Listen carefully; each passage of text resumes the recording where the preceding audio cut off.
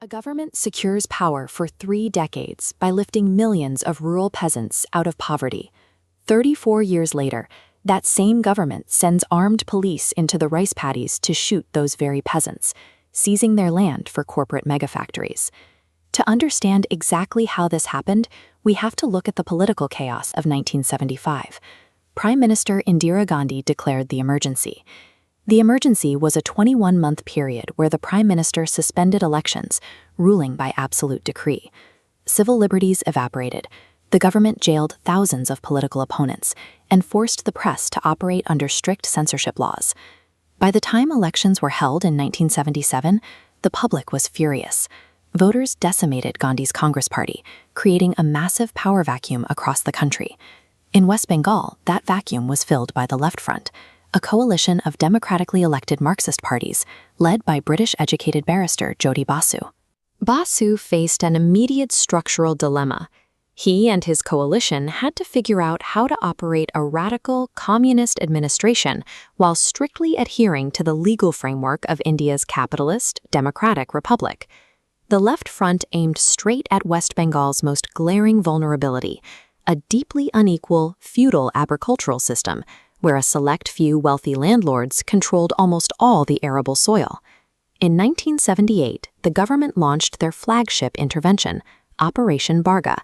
Operation Bharga was a massive, state-run land reform initiative designed to aggressively redistribute rural wealth. Bypassing ancestral records, the government dispatched officials directly to the fields to legally register the Bhargadars. These sharecroppers were guaranteed a fixed crop share and ironed eye protection against eviction. The operation quickly redistributed over 1 million acres of land directly to the rural poor. This unleashed an agricultural boom throughout the 1980s. West Bengal's crop production skyrocketed, turning the state into India's absolute largest producer of rice. Operation Bharga solved a severe economic crisis, but it also functioned as a brilliant political strategy. By giving land directly to the peasants, the Left Front secured a fiercely loyal voting base that kept them in power for 3 decades.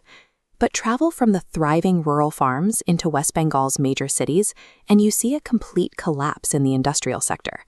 Militant trade unionism, actively backed by the Communist Party, frequently brought urban manufacturing to a standstill. Continuous labor strikes and extended lockouts crippled factory output. At the same time, the national government implemented the Freight Equalization Scheme. This federal policy subsidized the transport of raw materials across the country, erasing the financial advantage West Bengal previously held due to its local coal and mineral reserves.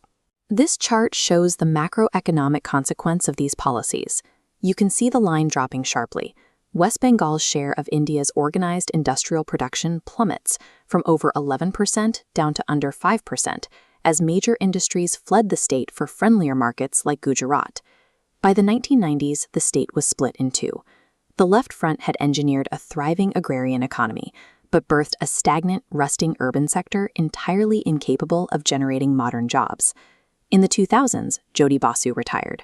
The new chief minister, Buddhadev Bhattacharjee, inherited this desperate economic stagnation and a massive youth unemployment crisis.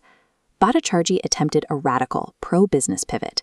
He actively courted foreign direct investment, making deals with executives from megacorporations like Tata Motors and the Salim Group. These corporate deals required the creation of SEZs. SEZs, or Special Economic Zones, are massive, designated industrial areas with relaxed tax laws designed to attract foreign investment. Building them requires thousands of acres of land.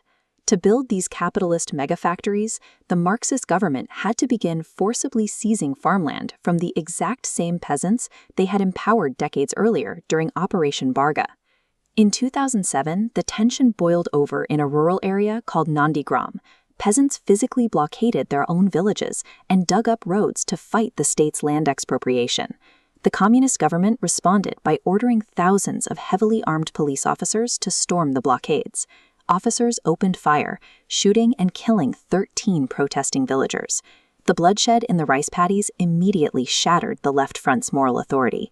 Their core constituency viewed the crackdown as a total betrayal of Marxist ideology. The political spell finally broke. In the 2011 elections, voters rejected the Left Front. electing Mamata Banerjee's Trinamool Congress and ending the 34-year Marxist rule.